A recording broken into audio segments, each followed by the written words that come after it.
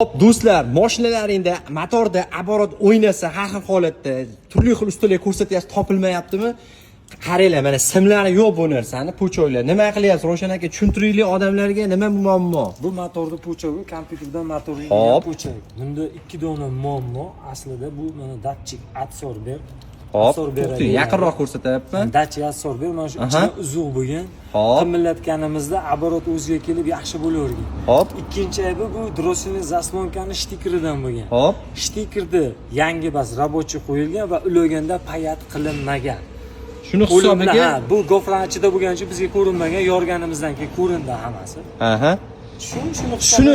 Shuni hisobiga. Endi majbur puchoylar chiqarib, kontrol qilib tekshirilyapti bu narsani. Akalar, jonli omon bo'lsin. Vaqt ko'p ketmaydi, lekin bitta puxta qilinadi. Shu bilan ish konkret bo'laveradi. Kimga shunaqa xizmatlar kerak bo'lsa, bizga murojaat qilaverasizlar. Jonli omon bo'lsin, lokatsiyamiz aktualnida bor. E'tiborlaring uchun rahmat.